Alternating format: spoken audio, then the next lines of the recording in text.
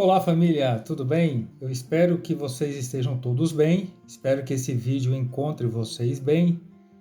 E hoje eu quero colaborar aqui, contribuir com o canal da Renata, né, o canal de devocionais que ela tem preparado aí diariamente, ou quase que diariamente, para a gente falar um pouco hoje sobre o capítulo 8 do livro de Provérbios. E antes de prosseguir, eu vou pedir para você dar uma pausa nesse vídeo e ler todo o capítulo 8 de Provérbios. Ou, se você preferir, assim que você assistir o vídeo, você leia todo o capítulo, tá bom? Mas vai ser interessante se você já tiver lido para você acompanhar e entender aqui o que a gente vai comentar um pouquinho. Você também pode acompanhar aí com a sua Bíblia em mãos, lendo, né, acompanhando alguns textos que nós vamos compartilhar aqui, porque eu não vou ler todo o capítulo para não ficar muito longo, são 36 versos, né? Então, para não ficar muito longo, eu vou deixar para que você leia aí, tá bom? Então vamos lá, o livro de Provérbios, ele é dividido em algumas seções, né? E do capítulo 1 ao capítulo 9, nós vamos encontrar essa primeira seção desse livro de Provérbios. Nós não vamos encontrar nessa primeira seção, do capítulo 1 ao 9, provérbios curtos. Nós não vamos encontrar aqueles provérbios de uma linha só ou de um verso só. Na verdade, do capítulo 1 ao capítulo 9 de Provérbios, o que nós vamos encontrar são 10 textos de um pai conversando com um filho, dando instruções para um filho a respeito da sabedoria. Eu estou com o meu computador aqui ao lado, eu fiz algumas anotações para compartilhar com vocês, tá? Se você quiser anotar aí depois, quiser anotar para você pesquisar depois, melhor. Mas nós vamos encontrar 10 orientações, né? 10 textos de um pai orientando seu filho a respeito da sabedoria, né? Ele vai seguir uma linha, né, de sabedoria e temor ao Senhor, que a sabedoria traz virtude, integridade e generosidade, e que isso é o caminho para o sucesso e a paz. E, ao contrário disso, a não observância da sabedoria leva para a loucura e o mal, para o egoísmo e o orgulho, e esse é o caminho para a ruína e a vergonha do ser humano. Tá certo? É interessante a gente lembrar que o livro de Provérbios não é um livro de promessas. O livro de Provérbios, ele é um livro de possibilidades, tá? São orientações, são provérbios, mas não é um livro de promessas, ele é um livro de possibilidades. Quer dizer, se você obedecer, se você seguir o que está falando nesse livro, há uma grande probabilidade de acontecerem as coisas boas, né? Mas a gente sabe, ao longo da vida, que coisas ruins acontecem com gente boa e coisas boas acontecem com gente ruim. Então não é um preto no branco aqui, né? Não é o negócio aqui, não é engessado. Mas a gente precisa entender que são possibilidades. Quanto mais eu me apegar à sabedoria, mais possibilidade eu tenho de tomar decisões sábias, decisões corretas, e essas decisões sábias e corretas me conduzirem para um caminho de paz e de sucesso. Tá ok? Então vamos lá. Do capítulo 1 ao capítulo 9, que é a primeira seção de Provérbios, nós vamos encontrar esses 10 textos, né? 10 orientações de um pai para um filho e 4 poemas a respeito da sabedoria. Agora, como esses poemas foram escritos? Na verdade, são poemas que personificam a sabedoria como se a sabedoria fosse uma mulher, que busca os homens, né, que se apresenta, que busca os homens para lhes apresentar um caminho próspero, um caminho de sabedoria, certo? E o capítulo 8, esse capítulo 8 que nós vamos meditar hoje, ele é exatamente um desses poemas que personifica a sabedoria como uma mulher. Tá certo? Então, eu separei aqui alguns versos desse poema, do capítulo 8 de Provérbios, só para a gente entender, né? No verso 4, por exemplo, o texto vai dizer assim, então, você precisa ter em mente que o escritor de Provérbios, ele escreveu personificando a sabedoria como se ela fosse uma mulher. Então, você imagine uma mulher falando esse texto aqui, né? E essa mulher representa a sabedoria, ou ela é a sabedoria. Então o texto diz assim: a vós, ó homens, aqui está em Provérbios no capítulo 8, verso 4. A vós, ó homens, clamo, e a minha voz se dirige aos filhos dos homens. Então, o texto está dizendo que a sabedoria anda pela terra, chamando os homens para que esses possam ouvir a sua voz.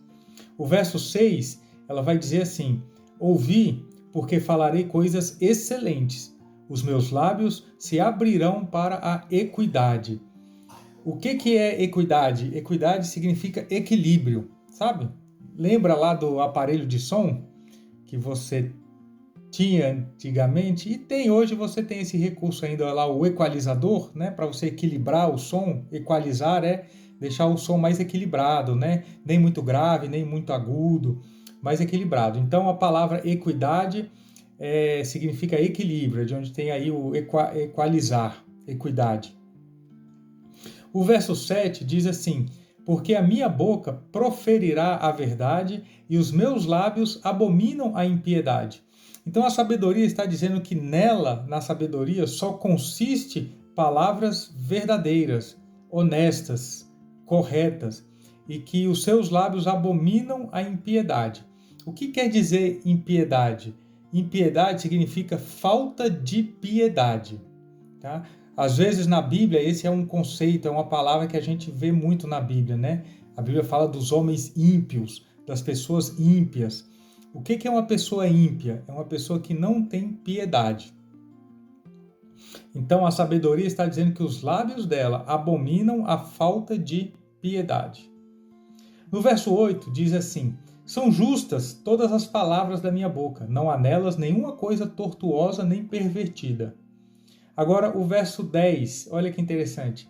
Aceitai a minha correção, e não a prata, e o conhecimento mais do que o ouro fino escolhido. Verso 11. Porque é melhor a sabedoria do que os rubis, e tudo o que mais se deseja não se pode comparar com ela. Então a sabedoria está dizendo que ela, a sabedoria, é o que há de melhor para o ser humano. É melhor do que o ouro, é melhor do que a prata, é melhor do que o rubis. Né? Lógico que aqui ele está usando uma linguagem poética e usando elementos que eram mais comuns naquela época. Se fosse hoje, o texto ia dizer, né, que a sabedoria é melhor do que dinheiro, é melhor ser sábio do que ser rico. É mais ou menos isso que o texto está dizendo. No verso 18, diz assim: riqueza e honra estão comigo, assim como os bens duráveis e a justiça. Então a sabedoria está dizendo que é melhor ter sabedoria do que ter dinheiro. E lá na frente, no verso 18, ela vai dizer: porque na verdade essas coisas estão comigo. Quer dizer, quem tem a sabedoria tem mais probabilidade de ter recursos melhores aqui nessa vida. Então veja como é imprescindível a gente tentar caminhar a nossa vida da maneira mais sábia possível, né? E aí, a partir do verso 22 desse capítulo 8, nós vamos ver algo que para mim é muito interessante. Eu falo para vocês aqui, assim, como eu acho interessante essa leitura, porque a partir do verso 22, a sabedoria vai dizer que ela estava no princípio da criação de todas as coisas, que ela estava com Deus. E que, na verdade, ela, a sabedoria, colabora com Deus para que todas as coisas fossem construídas, né? Fossem criadas do jeito que são. Não que a sabedoria seja uma entidade separada de Deus. O próprio texto vai dizer aqui que Deus é quem prepara a sabedoria. Mas usando essa linguagem poética, a sabedoria se colocando aqui como uma mulher conselheira, que quer dar bons conselhos para a humanidade, é como se a sabedoria estivesse dizendo assim: tudo que existe, né, na Terra de beleza, é importante a gente lembrar que quando está falando aqui de criação, nós estamos falando da criação perfeita, né, de como Deus criou as coisas perfeitas, antes do pecado, antes da queda do homem, né? Então a sabedoria está dizendo aqui que no seu conselho consiste a perfeição. As decisões mais sábias consistem, né, em ouvir a voz da sabedoria. Então, a partir do verso 22, olha o que diz o Provérbios. Desde a eternidade fui ungida, desde o princípio, antes do começo da terra.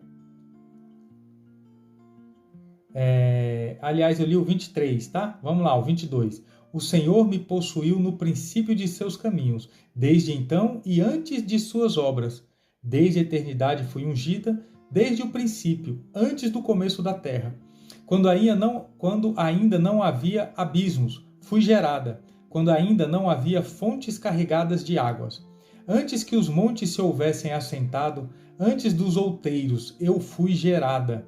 Ainda que ele não tinha feito a terra, nem os campos, nem o princípio do pó do mundo. Aqui, quando ela diz ainda não tinha feito a terra, ainda ele não tinha feito, está se referindo a Deus, tá? Ainda ele não tinha feito a terra, nem os campos, nem o princípio do pó do mundo. Quando ele preparava os céus, aí estava eu. Quando traçava o horizonte sobre a face do abismo. Quando firmava as nuvens acima, quando fortificava as fontes do abismo. Quando fixava ao mar o seu termo, para que as águas não traspassassem o seu mando, quando compunha os fundamentos da terra. Então eu estava com ele e era seu arquiteto. Era cada dia as suas delícias, alegrando-me perante ele em todo o tempo, regozijando-me no seu mundo habitável e enchendo-me de prazer com os filhos dos homens. Agora, pois, filhos, ouvi-me, porque bem-aventurados são os que guardarem os meus caminhos. Ouvi a instrução e sede sábios, não a rejeiteis. Bem-aventurado o homem que me dá ouvidos, velando às minhas portas cada dia, esperando às ombreiras da minha entrada. Porque o que me achar, achará a vida e alcançará o favor do Senhor. Mas o que pecar contra mim, violentará a sua própria alma. Todos os que me odeiam amam a morte. Então, olha só, família, a sabedoria está dizendo aqui para mim e para você que amar a sabedoria é amar a vida e odiar a sabedoria é amar a morte. A sabedoria diz que ela é tão perfeita nos seus conselhos que ela estava com Deus, né? Arquitetando, era o arquiteto de Deus na construção de todas as coisas. O meu desejo é que a cada dia eu e você possamos ser pessoas mais sábias, pessoas mais coerentes nas nossas decisões, nas nossas atitudes, para que a gente tenha esse favor tão precioso, que são conselhos e palavras de vida alimentando e direcionando os nossos caminhos. Eu espero que você tenha uma semana próspera e abençoada. Eu espero que Deus ilumine e abençoe os seus caminhos e que você possa tirar um período do seu dia para ler as Escrituras, para ler a Bíblia e para falar com Deus, à sua maneira, do seu tempo, do seu modo, mas tire um tempo para você falar com Deus, conversar com Deus e aprender, né, desse livro tão precioso que é o livro de Provérbios. Que Deus te abençoe. Fiquem na paz em nome de Jesus.